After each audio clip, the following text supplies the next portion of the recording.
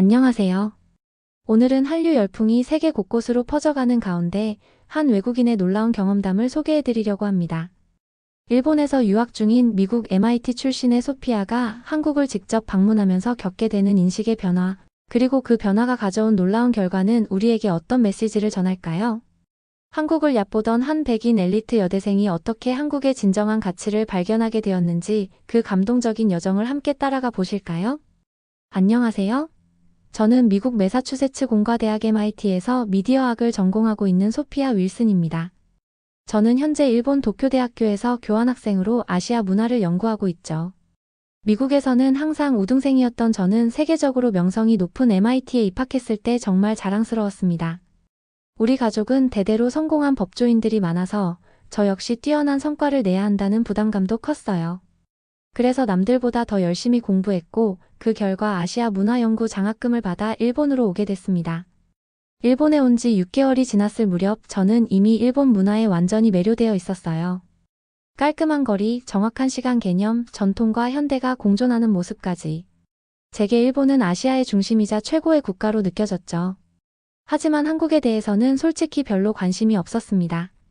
그저 일본의 문화를 베끼는 작은 나라, 어쩌면 위험하고 불편할지도 모르는 곳이라고만 생각했거든요. 도쿄대학교 국제교류회관에서 일본 친구들과 저녁 식사를 하던 날, 대화 주제가 한류로 넘어갔습니다. 한 친구가 한국 드라마가 일본에서 인기를 끌고 있다는 이야기를 꺼냈죠. 요즘 한국 드라마가 정말 대세야. 특히 넷플릭스에서 본 오징어 게임은 충격적이었어. 마키가 말했습니다. 저는 살짝 비웃으며 대답했어요. 그냥 일시적인 유행 아닐까? 결국 일본 문화를 따라하는 수준이잖아. 한국이 경제적으로 발전했다고는 하지만 여전히 위험하고 불편한 나라일 거야.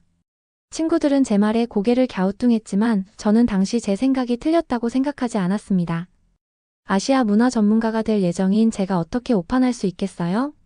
그렇게 저는 한국에 대한 오만한 선입견을 품은 채로 지내고 있었습니다. 그러던 어느 날 아침, 일본 SNS에서 한 한국 다큐멘터리가 폭발적인 인기를 끌고 있다는 소식을 들었습니다. 유튜브에서 1000만 조회수를 돌파했다는 거였죠. 주제는 한국의 스마트시티와 디지털 혁신에 관한 내용이었어요. 저는 믿을 수 없었습니다. 이거 다 과장된 내용이야. 한국이 이렇게 발전했을 리 없어. 제 목소리에는 의심이 가득했습니다. 그때 지도 교수인 나카무라 선생님이 제게 물었어요. 소피아, 왜 직접 확인해보지 않니? 연구자라면 직접 경험해보는 것이 중요하지 않을까? 저는 입술을 깨물었습니다. 교수님 말씀이 맞았어요. 진정한 연구자라면 선입견에 갇히지 말고 직접 경험해봐야 했습니다. 그래서 저는 용기를 내어 한국 방문을 계획했습니다. 일주일 정도면 충분하리라 생각했죠. 그리고 그 일주일이 제 인생을 완전히 바꿔놓을 줄은 그때 전혀 몰랐습니다. 인천국제공항에 도착했을 때 제 첫 인상은 충격적이었습니다. 공항은 놀랍도록 깨끗하고 효율적이었어요. 입국 심사는 기대보다 훨씬 빨랐고 자동 입국 심사대는 일본의 나리타 공항보다 더 많은 수가 설치되어 있었습니다. 심지어 입국 심사관은 유창한 영어로 저를 반갑게 맞아주었죠. 이건 일본보다 낫잖아? 말도 안 돼. 저는 제 생각을 소리내어 말하고는 당황했습니다. KTX를 타고 서울로 향하는 동안 기차의 깔끔한 내부와 정확한 시간 준수에 다시 한번 놀랐습니다. 일본의 신칸센이 세계적으로 유명하지만 KTX도 그에 못지않은 품질을 자랑하고 있었어요. 와이파이는 기차 안에서도 완벽하게 작동했고 좌석마다 충전 포트가 있어 불편함이 전혀 없었습니다. 서울 시내의 호텔에 체크인할 때 저는 한국어를 전혀 하지 못했기에 약간 긴장했습니다.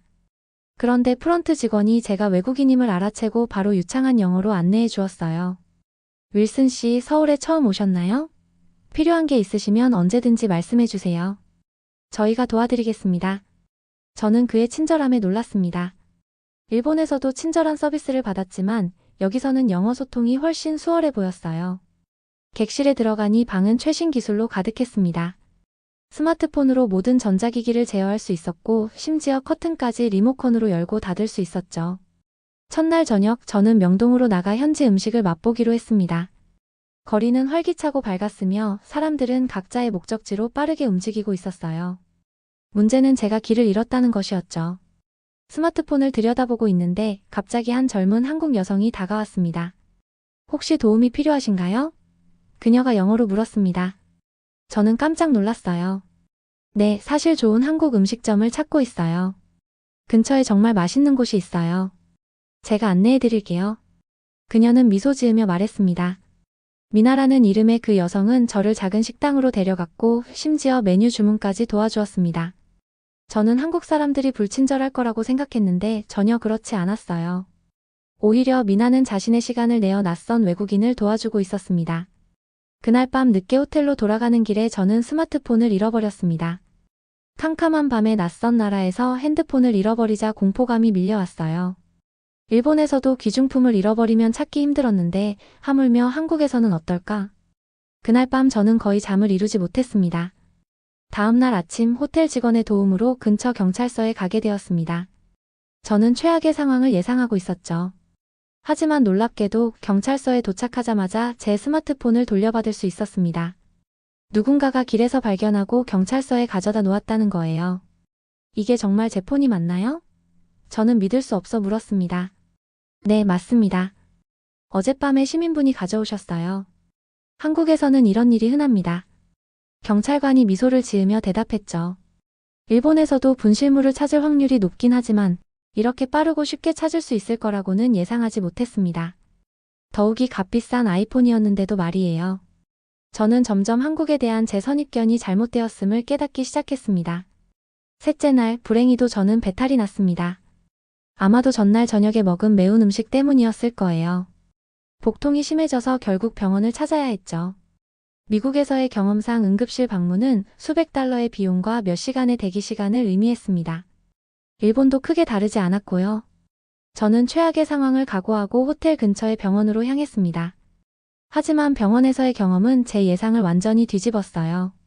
접수 후 약 15분 만에 의사를 만날 수 있었고 의사는 유창한 영어로 제 상태를 설명해 주었습니다.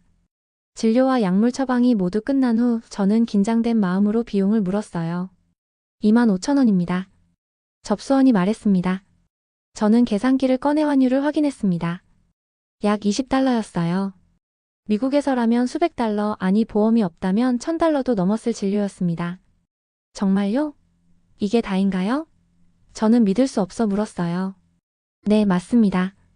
외국인이라 약간 추가 비용이 있었어요. 저는 그 말에 더욱 놀랐습니다. 외국인에게도 이렇게 합리적인 가격을 제공한다니 미국의 의료 시스템과는 완전히 달랐어요. 동시에 일본의 병원에서도 이렇게 신속하고 저렴한 서비스를 받기는 어려웠습니다. 그날 저녁 저는 일본에 있는 친구들에게 화상통화를 걸었습니다. 병원 경험을 포함해 지금까지의 한국 체험을 모두 이야기했죠. 너 정말 그런 일을 다 겪었어? 한국이 그렇게 발전했다니 믿기 힘들어. 요시카가 의심스러운 표정으로 말했어요. 나도 처음엔 그랬어. 하지만 직접 경험해보니 우리가 한국에 대해 많은 오해를 하고 있었다는 걸 알게 됐어. 친구들은 여전히 반신반의하는 눈치였습니다. 한 친구는 심지어 그래도 일본이 더 우수하지 않을까? 라고 물었죠. 불과 일주일 전만 해도 저는 그 질문에 단호히 그렇다고 대답했을 겁니다. 하지만 이제는 달랐어요. 더 이상 그렇게 단정 지을 수 없어. 한국은 단순한 경제 발전을 넘어서 사람들의 배려심과 공동체 문화가 남다르다는 걸 느꼈어. 그동안 한국을 무시했던 내 자신이 부끄러워. 이 여행은 제가 한국에 가졌던 선입견을 완전히 뒤집었습니다. 넷째 날, 저는 카페에 앉아 노트북을 펼쳤어요. 이전에 계획했던 논문 주제를 수정해야겠다는 생각이 들었거든요. 일본과 한국의 문화적 차이점 선입견과 현실이라는 새로운, 더 공정한 주제로 말이죠. 카페에서 우연히 만난 한국인 대학생들과 대화를 나누면서 저는 그들의 글로벌한 시각과 유창한 영어 실력에 한 번 더 놀랐습니다. 그들은 미국, 유럽 등 세계 각국의 문화에 대해 잘 알고 있었고 자신들의 문화에 대해서도 자부심이 강했어요. 한국 문화가 세계적으로 인기를 얻는 이유가 뭐라고 생각하세요? 저는 그들에게 물었습니다. 아마도 우리 문화가 전통과 현대를 잘 조화시키기 때문일 거예요. 그리고 무엇보다 우리는 다른 문화에 열려 있어요. 받아들이고 재해석하고 더 나은 것을 만들어내죠. 한 학생이 대답했습니다. 그 말이 저에게 깊은 인상을 남겼습니다. 다친 마음으로는 결코 성장할 수 없다는 사실을 깨달았어요.